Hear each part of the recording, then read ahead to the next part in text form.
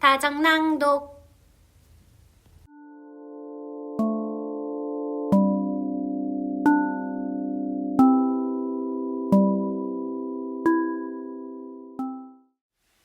일부 4장.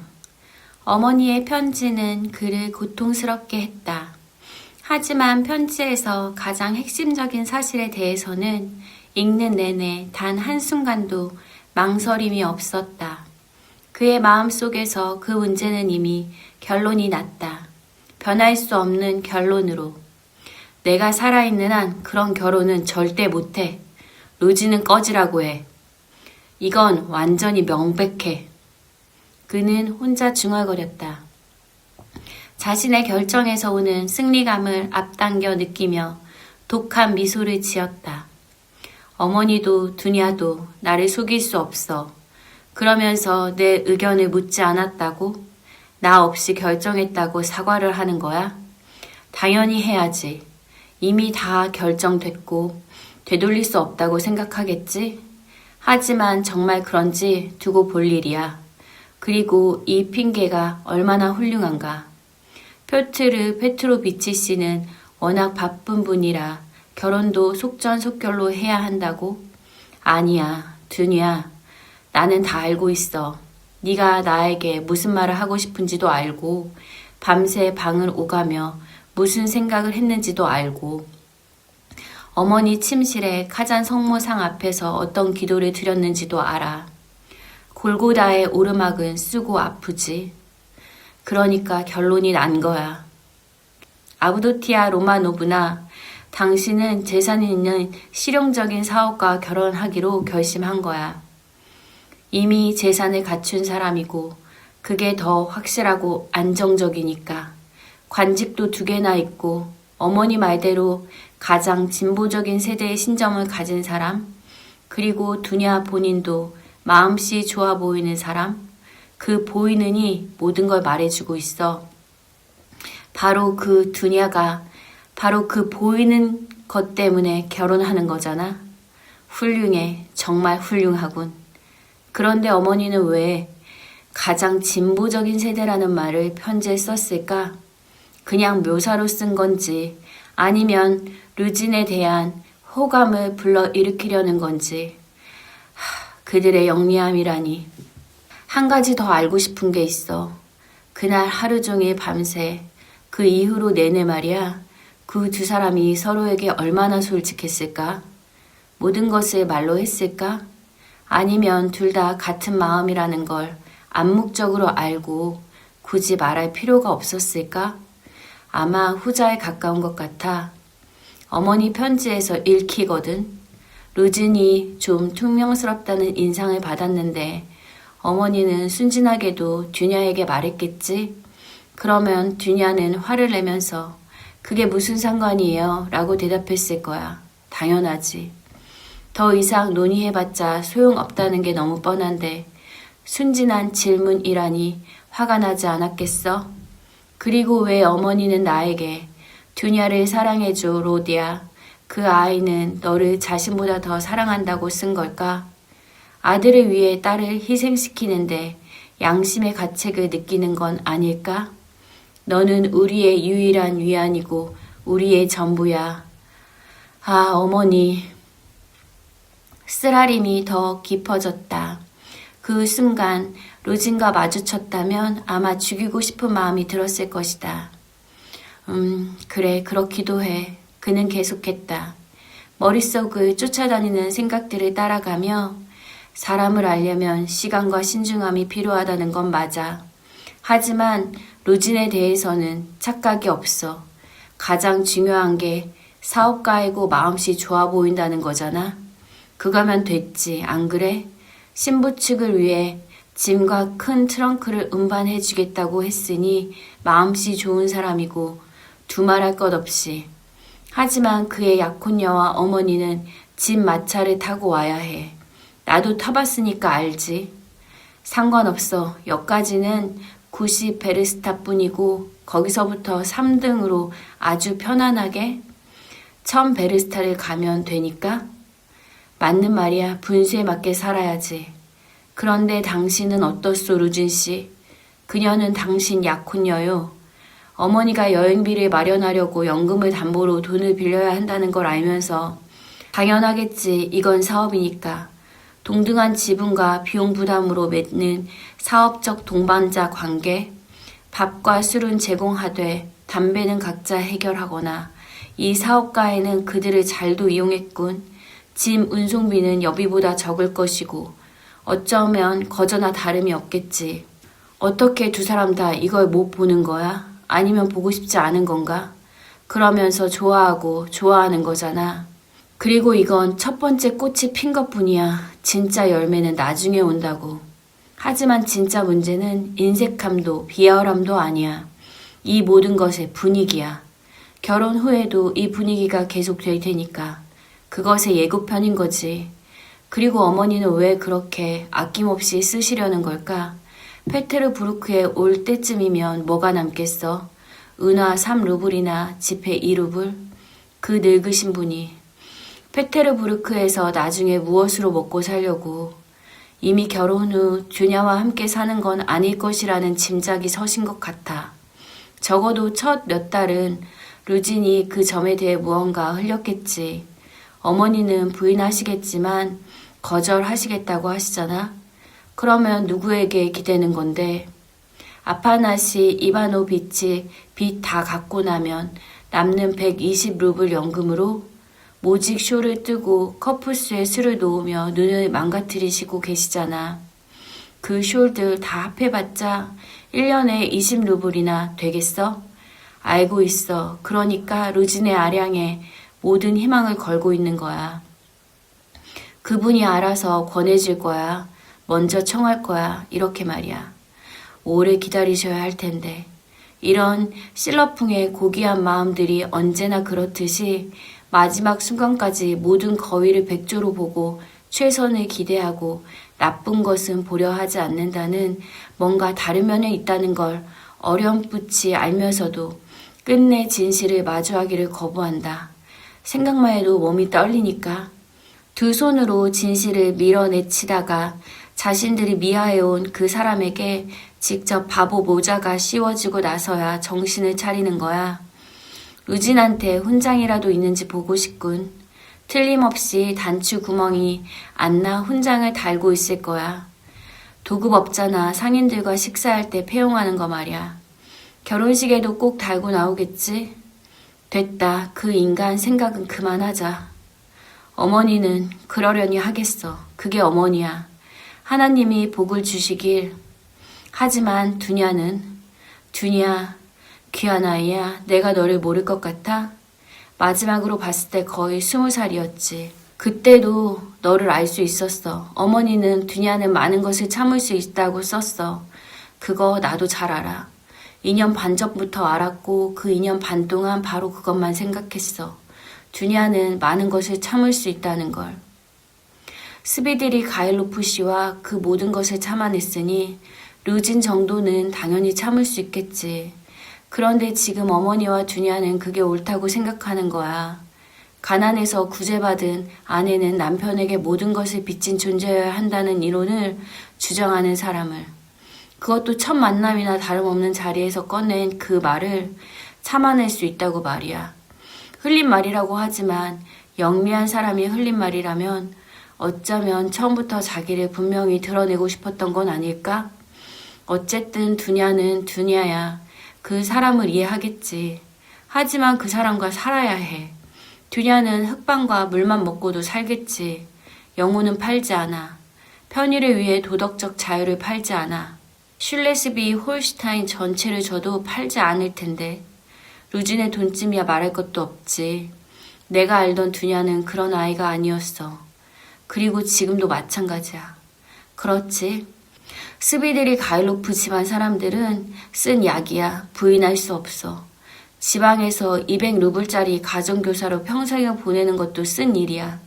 하지만 두냐라면 차라리 독일인 주인 밑에 노예가 될지언정 존경하지 않는 사람과 아무 공통점도 없는 사람에게 자신의 자유와 도덕적 존엄성을 영원히 팔아넘기는 짓은 하지 않을 거야. 루진이 순금 덩어리였다고 해도 거대한 다이아몬드였다고 해도 로진의 법적 정부가 되는데 동의하지 않았을 거야. 그런데 왜 동의한 거야? 무엇 때문에? 대답은 너무 뻔해. 자신을 위해서라면, 자신의 안락을 위해서라면 목숨을 걸어도 팔지 않을 것을, 하지만 다른 사람을 위해서는 팔고 있다. 사랑하는 사람을, 아끼는 사람을 위해서는 팔 수 있는 것이다. 그게 전부다. 오빠를 위해서, 어머니를 위해서 모든 것을 판다. 모든 것을. 이런 경우에 필요하다면 도덕적 감정도 극복한다. 자유도, 평화도, 양심도 전부. 전부를 저울에 올린다. 내 소중한 사람들만 행복하다면 내 삶쯤이야. 그것도 모자라서 궤변론자가 되어간다. 일종의 예수회식 자기 설득을 익힌다. 잠깐은 자신을 달랠 수도 있다. 선한 목적을 위한 의무라고 납득시킬 수 있다. 그게 바로 그 꼴이야. 너무 명백하게. 로지온 로마노비치 라스콜니코프가 이 모든 일의 중심에 있다. 다름 아닌 나 때문이야. 두냐는 나의 학업을 책임지고 사무소 동업자로 만들어주고 나의 모든 미래를 보장해 줄 수 있어. 나중에는 어쩌면 부유하고 존경받는 유명한 사람이 될 수도 있다고 생각하는 거겠지. 하지만 어머니는 이 모든 게 다 롯이야. 소중한 롯이야. 맞이 아들을 위한 거야. 이런 아들을 위해 그런 딸을 희생시키지 못할 어머니가 어디 있겠어. 아, 사랑하는 눈먼 마음들이여. 아들을 위해서라면 소냐의 운명도 마다하지 않겠다는 거 아닌가? 소냐, 마르벨라 도프. 영원한 희생자. 세상이 끝날 때까지 너희 둘 다 자신의 희생이 무엇인지 제대로 헤아리고 있는 거야? 옳은 일인가? 감당할 수 있는 일인가? 소용이 있는 일인가? 의미가 있는 일인가? 말하겠어. 두냐와 소냐의 삶이 루진과의 삶보다 나쁘지 않아. 사랑은 기대할 수 없다고 어머니는 썼어. 그렇다면 존경도 기도할 수 없다면, 오히려 혐오와 경멸과 반감이 있다면 그래도 몸단장을 유지해야 하는 거잖아. 그렇지 않아?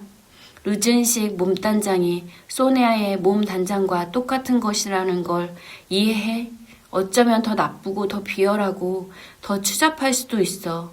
왜냐하면 두냐의 경우엔 사치와의 거래지만 소냐는 단순히 굶어 죽지 않기 위한 것이니까. 값을 치러야 해, 값을.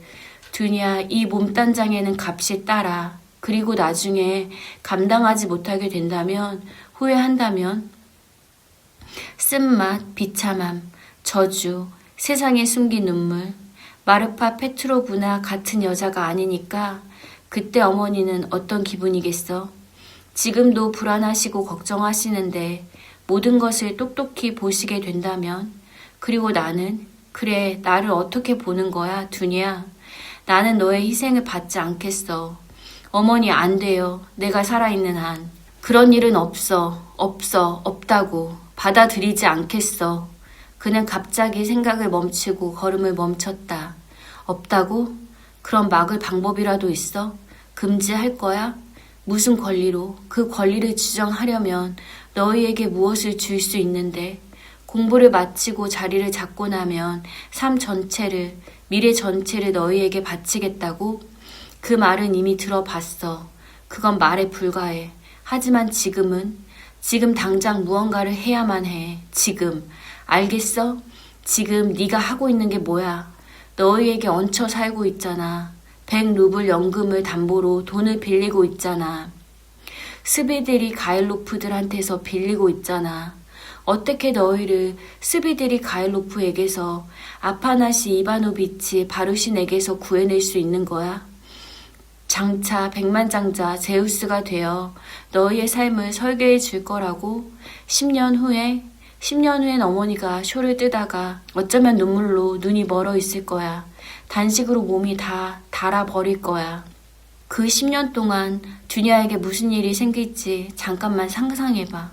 그 10년 동안 어떻게 될지 상상이 가? 이렇게 그는 자신을 괴롭혔다. 이런 질문들로 자신을 몰아붙이며 일종의 쾌감마저 느꼈다. 하지만 이 질문들이 갑자기 나타난 새로운 것들은 아니었다. 오래전부터 익숙한 아픔이었다. 지금의 괴로움이 처음 싹을 틔운 건 오래전 일이었다. 자라고 모이고 무르고 농축되어 마침내 끔찍하고 광적이고 기이한 하나의 질문이 되었다. 심장과 정신을 물고 뜯으며 집요하게 답을 요구하는 질문. 어머니의 편지는 그 위에 벼락처럼 떨어진 것이다. 지금 이 순간은 해결되지 않은 질문들로 안절부절 수동적으로 괴로워할 때가 아니었다. 무언가를 해야만 했다. 지금 당장 빨리 어쨌든 무언가를 결정해야 했다. 그렇지 아니면 삶 전체를 포기하는 거야. 그는 갑자기 격분하며 소리쳤다. 지금 처지를 겸허하게 받아들이고 단번에 모든 것을 자신 안에서 질식시키는 거지. 활동도 삶도 사랑도 모두 포기하면서. 어딘가 갈 곳이 절대적으로 없다는 게 무엇인지 이해하십니까? 마르멜라 도프의 물음이 갑자기 머릿속에 떠올랐다. 사람이라면 누구나 어딘가 갈 곳이 있어야 하니까요. 그는 갑자기 몸서리쳤다. 어제의 생각 하나가 다시 스쳐 지나갔다. 그 생각이 되돌아온다는 것을 알고 있었다. 느끼고 있었다. 기다리고 있었다. 게다가 어제만의 생각도 아니었다. 한 달 전에도 어제도 그 생각은 그냥 꿈이었다. 하지만 지금은 꿈이 아니었다. 새로운 모습으로 위협적이고 전혀 낯선 모습으로 나타났다. 그 자신이 갑자기 그것을 깨달았다. 머릿속이 쾅쾅 울렸다. 눈앞이 어두워졌다. 그는 급히 주위를 둘러보았다. 무언가를 찾고 있었다. 안고 싶었다. K대로를 걷고 있었다. 100걸음쯤 앞에 벤치가 보였다. 될 수 있는 한 빨리 그쪽으로 걸어갔다. 그런데 가는 도중에 작은 사건이 벌어졌다. 온 신경이 거기에 쏠렸다. 벤치를 찾다가 20걸음쯤 앞에서 걷고 있는 여자 하나를 보았다. 처음에 눈앞을 스쳐가는 다른 것들과 다를 바 없이 별 생각 없이 봤다. 집으로 걸어가는 길에 주변을 전혀 의식하지 못하고 걷는 일이 자주 있었고 그런 식으로 걷는데 익숙해져 있었다. 그런데 그 여자에게는 처음부터 뭔가 이상한 것이 있어서 처음에는 마지못해 심지어 짜증스럽게 그러다가 점점 더 집중해서 시선이 꽂혔다. 무엇이 이상한지 알고 싶다는 욕구가 갑자기 일었다. 우선 아주 어려 보이는 소녀였다. 이 폭염 속에 맨 머리로 양산도 장갑도 없이 팔을 이상하게 흔들며 걷고 있었다. 가볍고 실크 같은 소재의 원피스였는데 이상하게 비틀어진 채 제대로 잠기지 않았고 허리 바로 위 치마 위쪽이 크게 찢어져 너풀거렸다. 목에는 작은 스카프를 두르고 있었지만 한쪽으로 비스듬히 미끄러져 있었다. 걸음도 불안정해서 비틀거리며 좌우로 흔들렸다. 라스콜리코프의 시선이 완전히 그녀에게 묶였다. 벤치에 다다랐을 때 소녀도 거기 왔다. 하지만 도착하자마자 구석에 털썩 주저앉았다. 등받이에 고개를 기대고 눈을 감았다. 완전히 탈진한 것 같았다. 가까이서 보니 바로 알 수 있었다. 완전히 취해 있었다. 믿기 어려운 충격적인 광경이었다. 눈앞에 있는 것이 잘못 본 게 아닌가 싶었다. 아주 어린 금발의 소녀였다. 16, 아마 15도 채 안 됐을 것 같았다. 예쁜 얼굴인데 빨갛게 달아올라 무겁고 부은 것처럼 보였다. 소녀는 자신이 무엇을 하는지 거의 모르는 것 같았다. 다리를 꼬며 발을 들어 올려 눈에 거슬리게 앉아 있었다. 자신이 거리에 있다는 것 자체를 의식하지 못하는 것 같았다. 라스콜니코프는 앉지 않았다. 하지만 그냥 가고 싶지 않았다. 어쩔 줄 모르며 소녀 맞은편에 서 있었다. 이 대로는 평소에도 사람이 많지 않았는데 오후 2시에 이 찌는 더위는 완전히 한산했다. 그런대로 반대쪽 약 15걸음 거리의 보도 가장자리에 한 남자가 서 있었다. 그도 소녀에게 접근하고 싶어하는 것이 분명했다. 아마 멀리에서부터 소녀를 발견하고 뒤따라온 것이리라. 하지만 라스콜니노프가 앞에 있어서 가지 못하는 것이었다. 눈에 띄지 않으려 하면서도 성난 눈길을 던졌다. 이 눈엣가시 같은 남루한 남자가 자리를 비워주기를 안다라며 기다리는 것이었다. 의도가 너무 뻔했다. 남자는 30쯤 됐고 뚱뚱하고 건장했다. 유행 차림에 혈색이 좋았고 붉은 입술에 콧수염이 있었다. 라스콜니노프는 분노가 치밀었다. 이 뚱뚱한 멋쟁이 놈을 어떻게든 모욕하고 싶은 충동이 갑자기 일었다. 잠깐 소녀를 두고 남자 쪽으로 걸어갔다. 이봐요. 스비드리 가일로프, 여기서 뭐 하는 거요? 그는 주먹을 쥐고 분노로 더듬거리며 소리쳤다. 무슨 소리요? 남자는 오만하게 인상을 찌푸리며 딱딱하게 물었다. 꺼지라고요. 그게 무슨 소리요? 이 무례한 놈이? 남자가 지팡이를 들어 올렸다. 라스콜니노프는 자기가 그 뚱뚱한 남자를 혼자서 감당하기 어렵다는 생각도 없이 주먹을 쥐고 달려들었다. 바로 그 순간 뒤에서 누군가가 라스콜니노프를 붙잡았다. 경찰관이 두 사람 사이에 섰다. 됐습니다, 신사분들. 공공장소에서 싸우면 안 됩니다. 무슨 일이오? 당신은 누구시오? 그는 라스콜니노프의 누더기를 보며 엄하게 물었다. 라스콜니노프는 경찰관의 주의 깊게 바라봤다. 회색 코스염과 구렛나루는 한 솔직하고 분별 있어 보이는 군인 같은 얼굴이었다. 마침 잘 오셨어요. 라스콜니노프는 그의 팔을 잡으며 말했다. 저는 학생 라스콜니노프입니다. 당신도 알아두시오. 이번에 그 남자에게 말했다. 저와 함께 가주세요. 보여드릴 게 있어요. 그는 경찰관의 손을 잡고 벤치 쪽으로 이끌었다. 자, 봐요. 완전히 취해 있어요. 방금 대로를 걸어오더군요. 누구인지 어떤 사람인지는 모르겠지만 직업적인 그런 사람처럼 보이지는 않아요.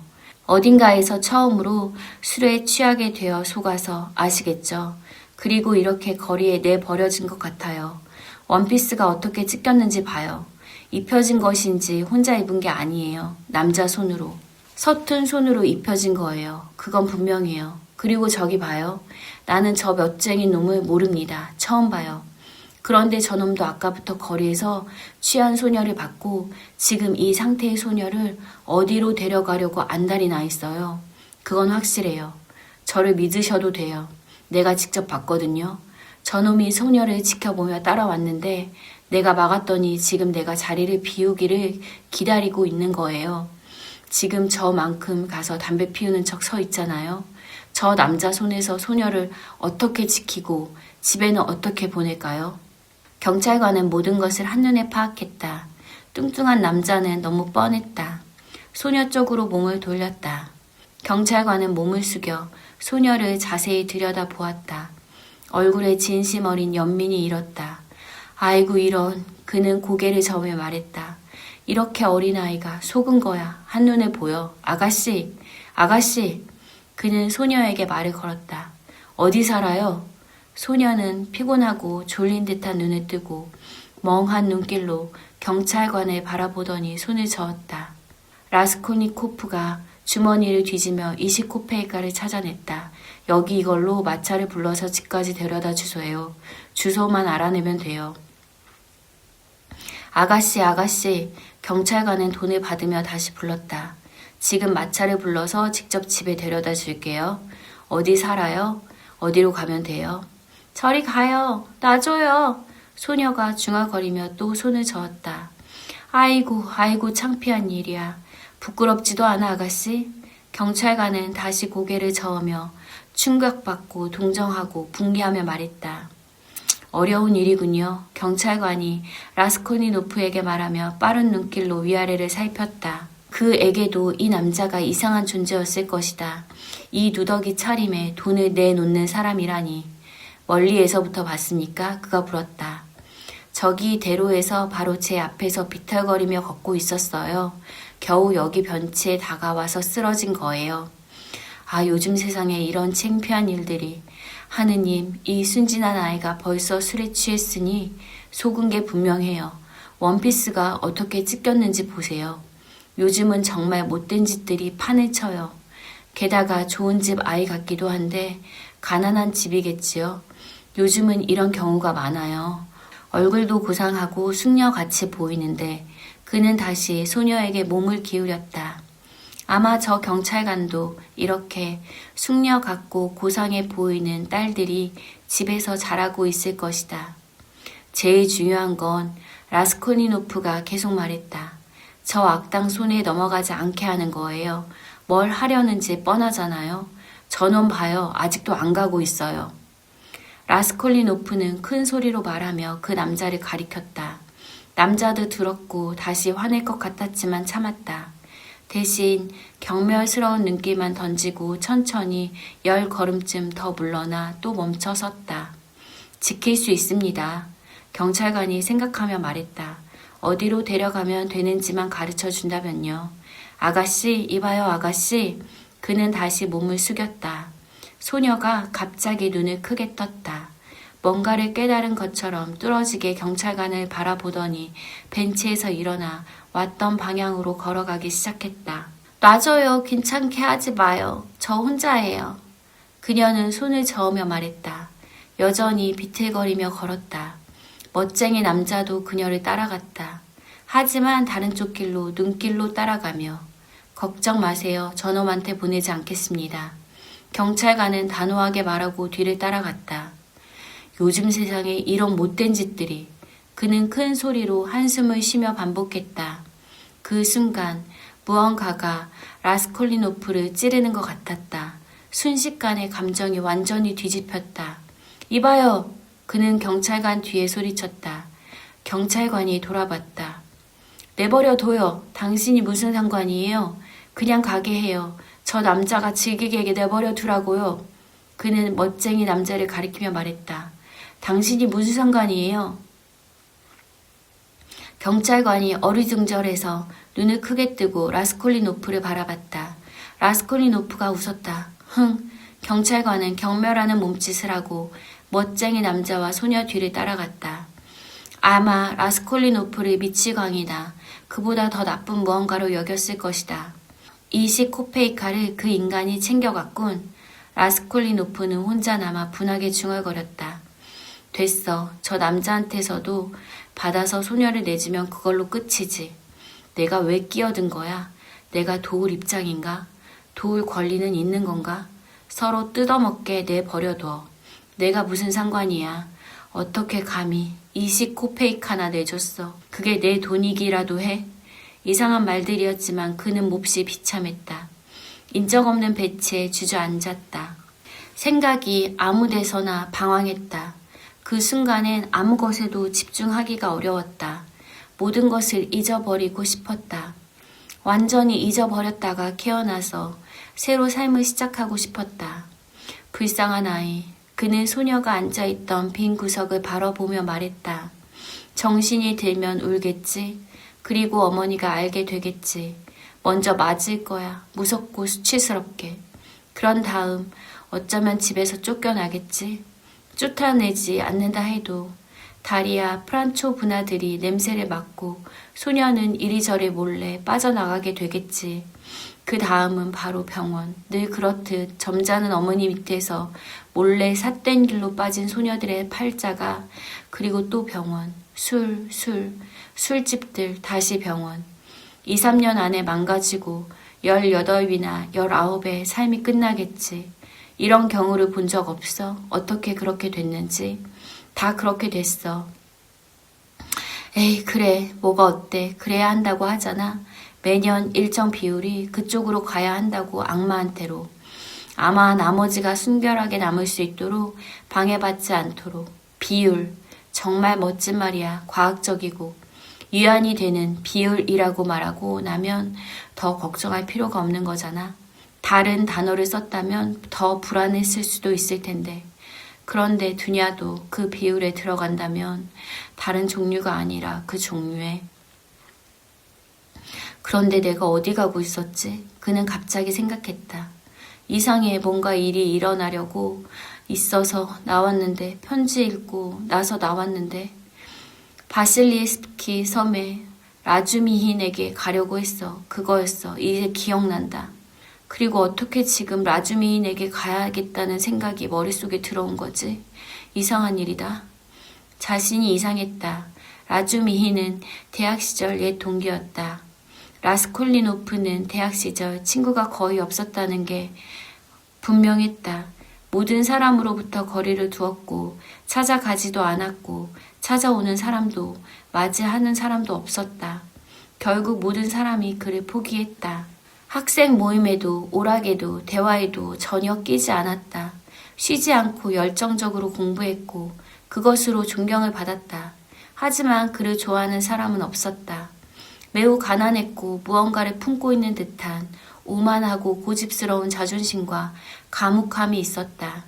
동기 중 몇몇은 그가 자신들의 아이들처럼 내려다보는 것 같다고 느꼈다. 발달도 지식도 신념도 더 월등하고 그들의 생각과 관심사는 자신의 수준에 미치지 못한다는 듯이. 라주미힌과는 그래도 사이가 괜찮았다. 정확히는 그와 더 속을 털어놓고 이야기했다. 라주미인이 달리 어울리기를 요구하지 않는 사람이었기 때문이기도 했다. 그는 유난히 명랑하고 솔직한 청년이었다. 단순해 보이지만 그 단순함 속에 깊이와 품위가 숨어 있었다. 더 나은 동기들은 그것을 알아봤고 모두 그를 좋아했다. 매우 영리했지만 때로 단순하기도 했다. 외모가 눈에 띄었다. 키가 크고 마르고 검은 머리카락에 면도가 항상 부실했다.